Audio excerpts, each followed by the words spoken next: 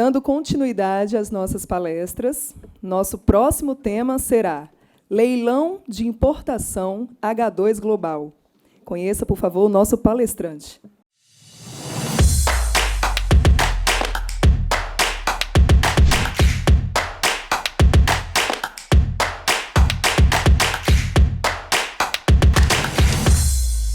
Nossa palestrante é a senhora Núria Hatchman.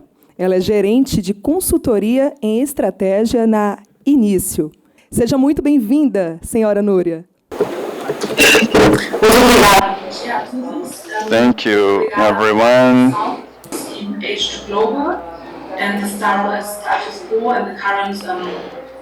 H2 Global. Então,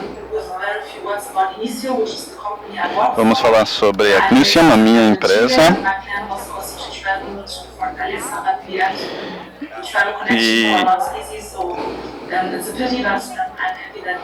que bom que eu posso falar online, né? Agora, a qualidade do áudio não está muito boa, mas eu vou falar sobre a H2 Global, porque que esse sistema financeiro foi criado, e daí como que o mecanismo funciona, e depois, ao ponto principal da minha apresentação, que é todo o procedimento, quais são as opções, ou seja, o que podemos esperar nesses próximos anos, e depois disso, os pontos-chave sobre os acordos de hidrogênio verde dentro desse sistema, e depois uma visão geral, né, de alguns critérios de elegibilidade e alguns pontos-chave sobre esse projeto. Primeiro, eu trabalho para Início, que é de Bruxelas, na Bélgica.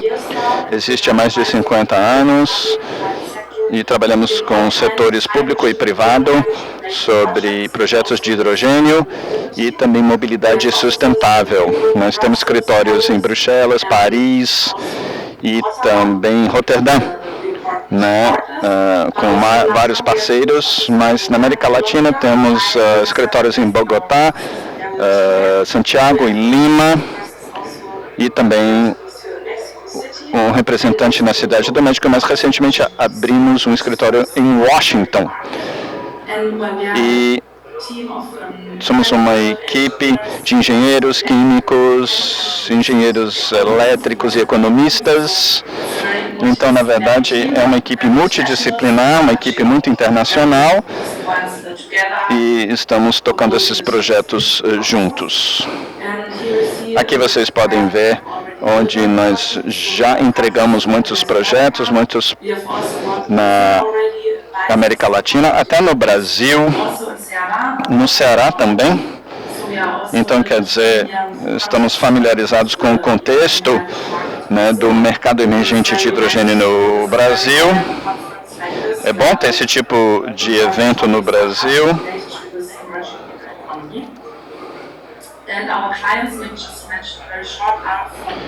E aqui toda a cadeia de valores sobre hidrogênio e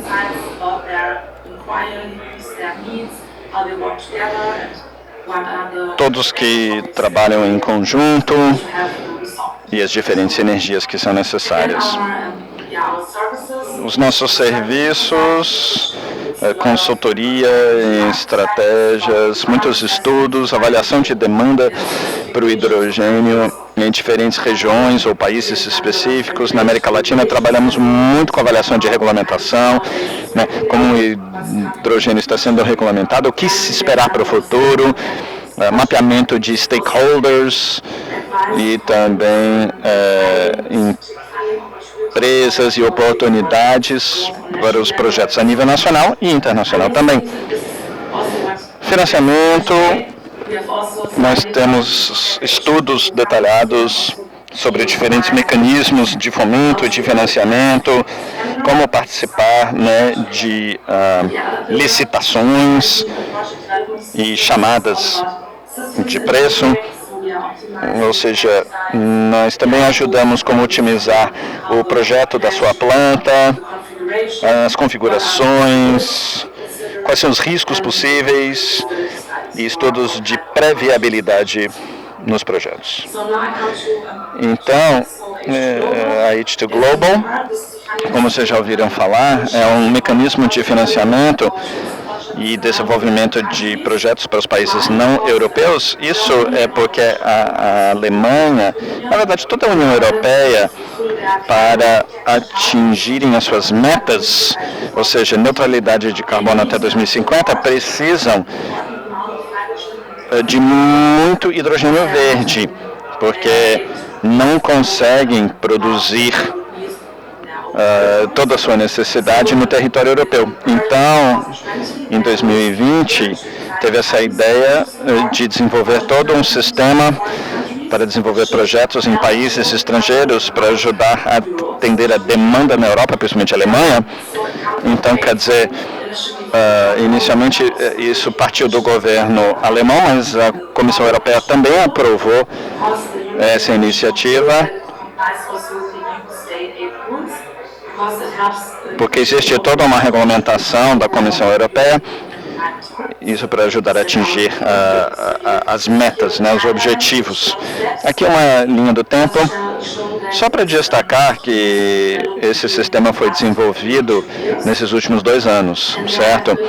E já houve muita informação, muita especulação sobre critérios de elegibilidade, e a última data-chave foi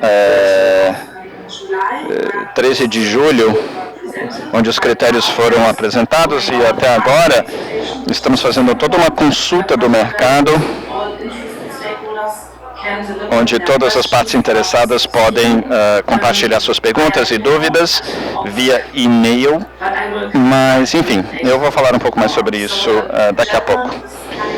Então, a ideia é financiamento do governo alemão de 900 bilhões de euros durante 10 anos.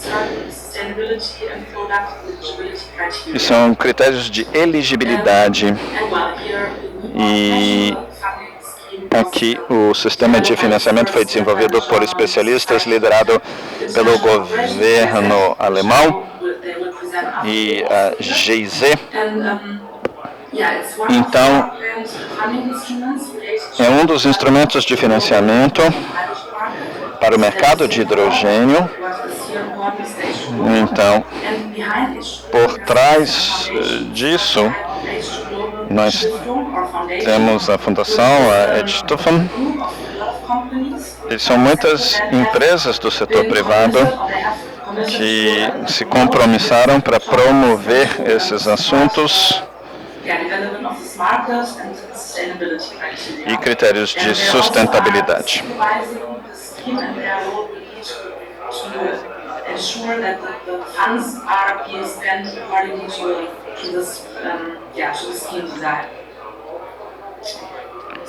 Então, qual é o mecanismo? É um mecanismo que vocês podem ver com opções. As opções serão organizadas por essa empresa aqui intermediária,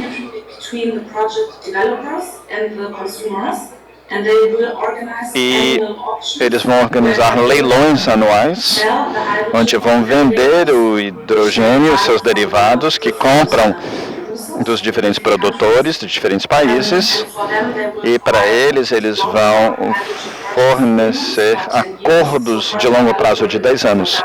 Né? Então, o Brasil, por exemplo, se o Brasil é elegível a participar, aí é um acordo de 10 anos, né, com uma quantidade específica acordada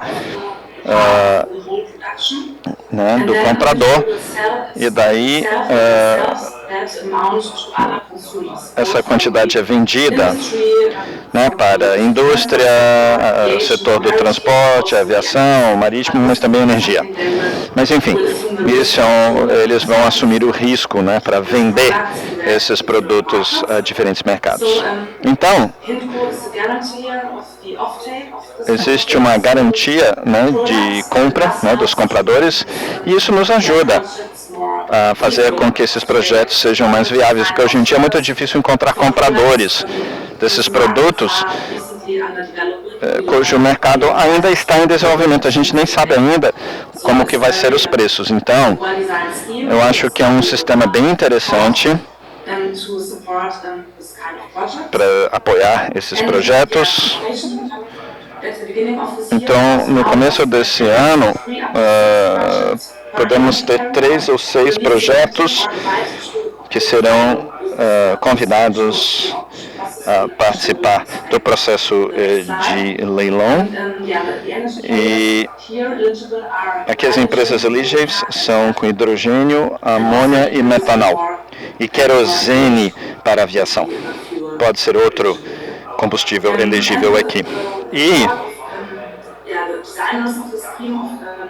esse sistema é tentar resolver o problema da defasagem, da lacuna, né, de preços, e resolvendo isso para os próximos 10 anos. Euros por tonelada de amônia, por exemplo. E, por outro lado, o preço do mercado, o mercado consumidor, que deve aumentar, e a crescente pressão para descarbonizar o transporte, combustíveis e a indústria. Então, a gente sabe que isso vai aumentar cada vez mais. E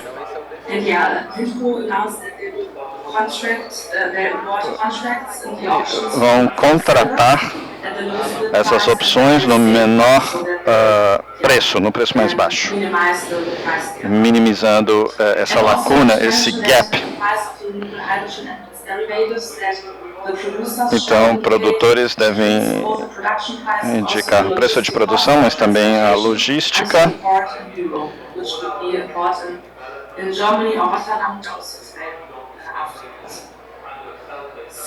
Então, não é o ponto-chave, mas existem riscos limitados.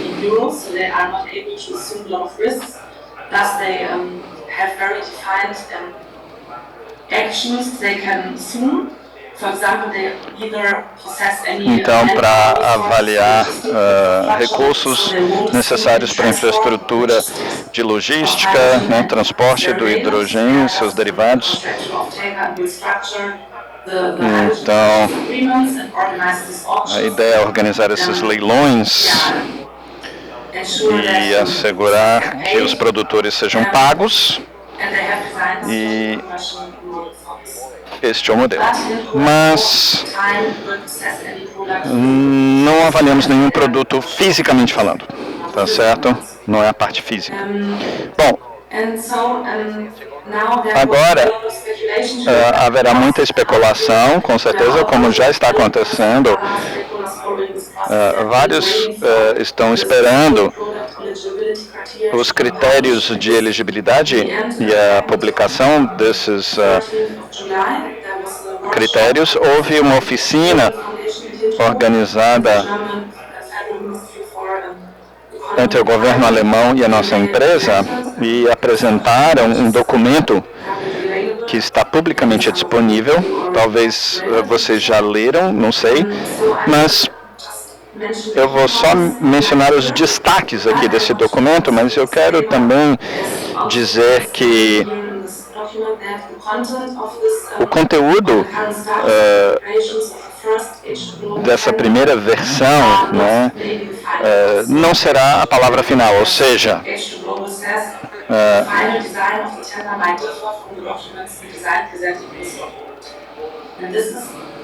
because right now, as I mentioned, there's still ongoing the second market consultation where all interested stakeholders can deliver their onde todas as partes interessadas possam compartilhar suas perguntas, dúvidas, uma espécie de uma consulta, né?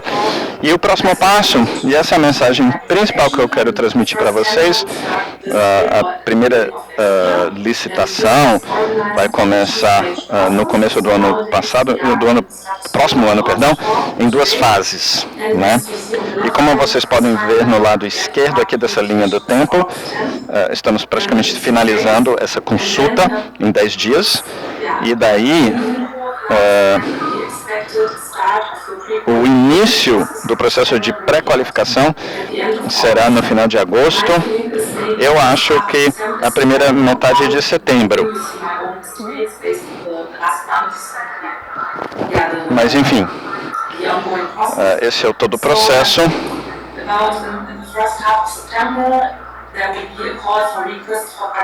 E depois a participação. Todos podem submeter uma aplicação dentro de um prazo de 30 dias. E essa licitação vai ser supervisionada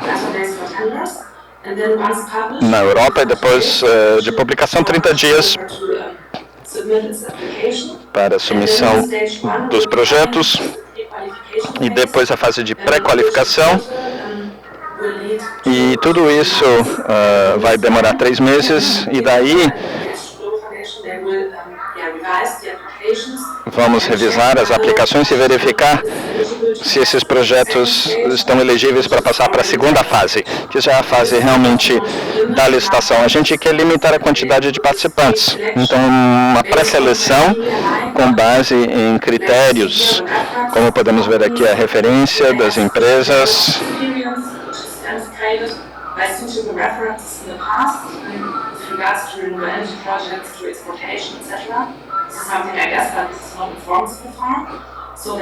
então,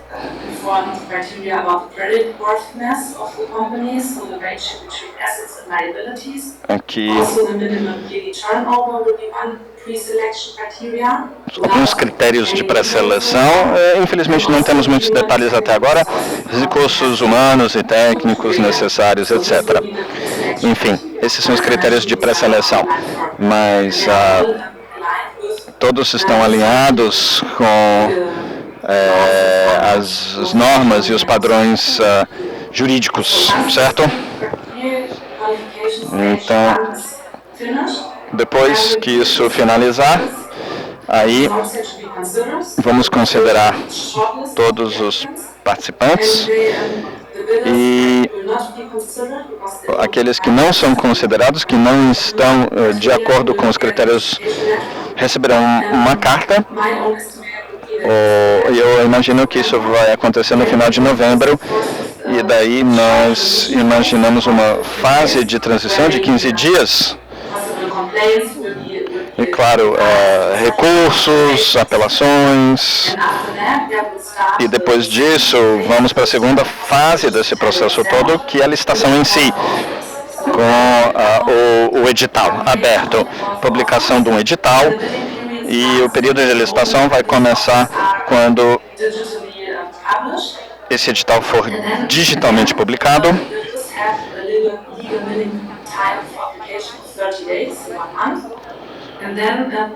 E daí os jurados vão revisar essa aplicação de 3 a 4 meses e precisamos de 3 a 5 meses para fazer tudo isso. E depois toda a certificação e tudo vai ser feito depois dessa segunda fase. Vamos encaminhar uma carta no ano que vem, então março, abril, e como eu já mencionei, o último critério vai ser finalizado depois desse processo todo, ou seja, todas as dúvidas, as pressões serem consideradas. Então, já explicamos os critérios de qualificação e quando alguém é selecionado ou elegível, aí existe o acordo durante 10 anos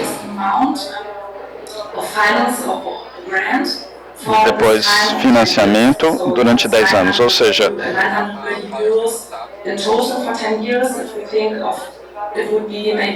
seria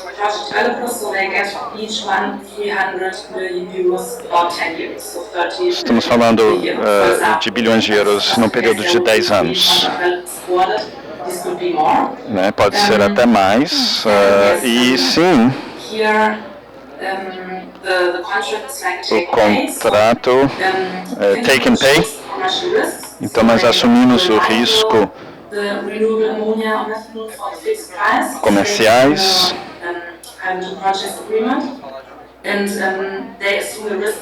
assumindo riscos em preços competitivos.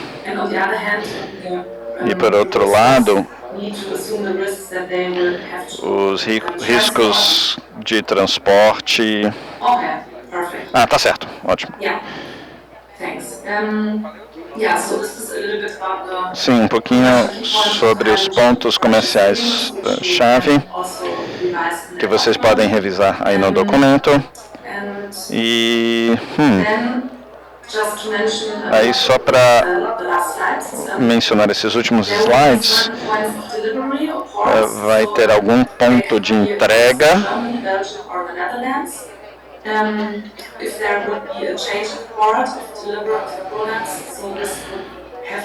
Então,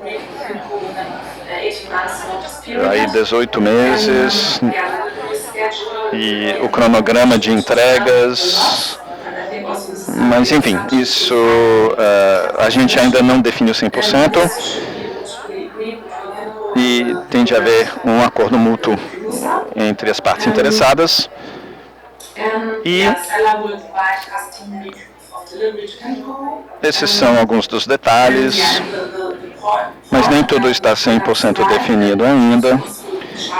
E daí, claro, haverá todo o transporte dos produtos. Mas no final eu só queria mencionar que existem muitos critérios de elegibilidade e talvez os mais importantes para vocês manterem em mente são os critérios relacionados à eletricidade que é produzida para produzir o hidrogênio e seus derivados. Isso tem muito a ver com as diretrizes europeias. Enfim, são alguns detalhes, coisas que vocês precisam pensar. Agora, muitos critérios específicos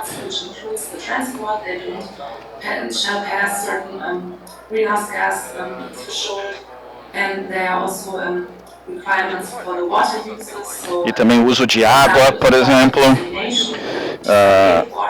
água dessalinizada, e a energia que é utilizada para dessalinização dessa água. Enfim, são muitos e muitos detalhes. A seleção do local, né, do terreno, que é um terreno legítimo. Enfim, são todos os critérios de elegibilidade, também gestão de resíduos, monitoramento e verificação do compliance com esses critérios, contratação de mão de obra, muitas normas de acordo com a OIT, Organização Internacional do Trabalho. Enfim, existem muitas dúvidas, muitas perguntas. Fiquem à vontade para entrar em contato. E muitas dúvidas de onde vem a eletricidade, por exemplo, e daí a questão. E naqueles países onde as definições são diferentes da União Europeia ou da Alemanha, enfim, são muitas informações que nós estamos ainda analisando. Tem muitos casos onde essas questões não são muito claras, muito nítidas. A distância entre a geração da energia e a planta onde está o eletrolisador, essa distância tem que ser 50 quilômetros ou não mais. Enfim, são muitas questões, muitas coisas que a gente precisa prestar atenção. Mas, enfim, são detalhes, são muitas informações, e é isso. Infelizmente, eu não tenho mais tempo, mas, claro, ESG é sempre importante. Então, a gente tem que pensar nesse tipo de compliance. Esse é o meu último slide.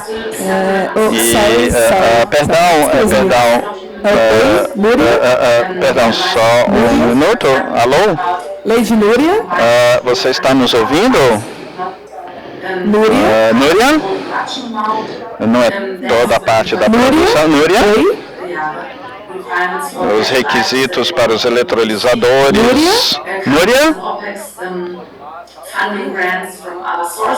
E outras fontes. Ok. Certo. Nós temos mais um minuto. We have one more minute. Vou ter que abrir One more minute. Não, é no último slide. Abrir para perguntas aqui no auditório.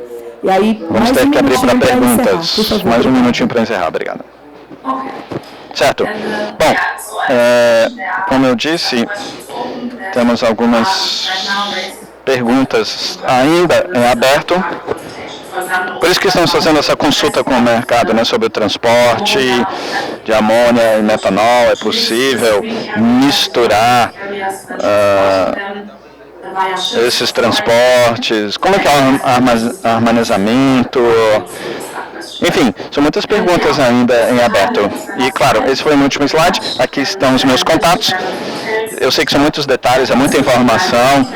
É bom analisar o documento. E agora estou aqui para responder suas perguntas, tirar suas dúvidas. Muito obrigada. Alguém no auditório tem alguma pergunta para a senhora Núria? Ok.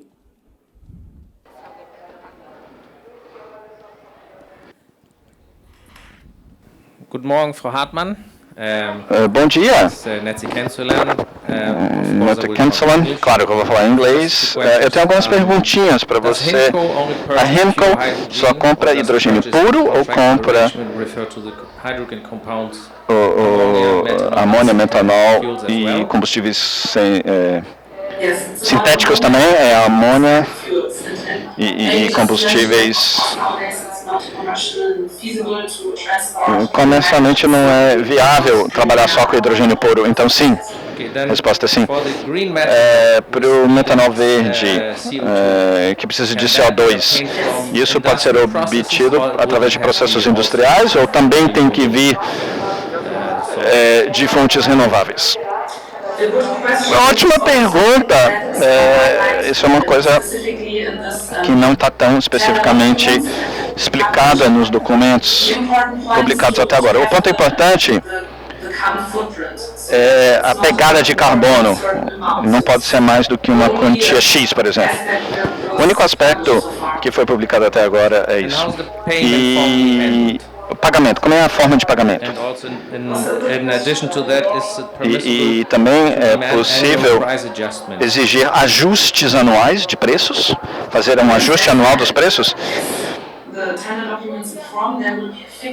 Haverá um pagamento fixo de uma quantia fixa e daí durante 10 anos.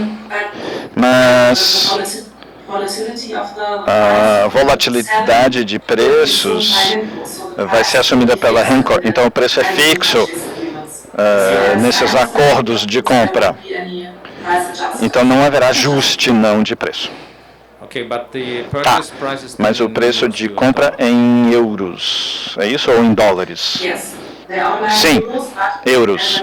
Mas como eu disse, a gente ainda está aguardando os documentos finais. Tá certo, muito obrigado. Olá, eu queria perguntar se existe um limite de volume na licitação.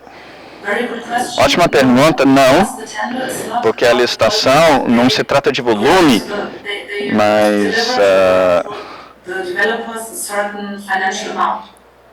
uma quantia financeira, ou seja, se você desenvolve um projeto e você tem 30 bilhões por ano, você tem que lidar com isso, você tem que ver quanto da sua produção você consegue vender. Porque não se trata, o acordo não é, em termos de quantia, a quantidade física depende do orçamento físico, né, da parte financeira. Mas não se trata de volume, certo? É o preço. Tá certo, obrigada. Quick question. Uma outra You said the port pergunta rápida. is Rotterdam. Is Rostock or O other porto ports elegível é also viable? Roterdão. Outros também são viáveis? Outros portos? Sim. No primeiro documento que especificava isso, Transport, que é um porto na Alemanha, Roterdão, é como se fosse um triângulo, tem uma triangulação de portos. Não é possível vender para o Pecém ou Portugal, por exemplo, tá? Existe uma triangulação entre Holanda, Bélgica e Alemanha, tá? Thank you very much. Muito obrigada. Salva de palmas, então, sim, por favor. Obrigada. Thank you.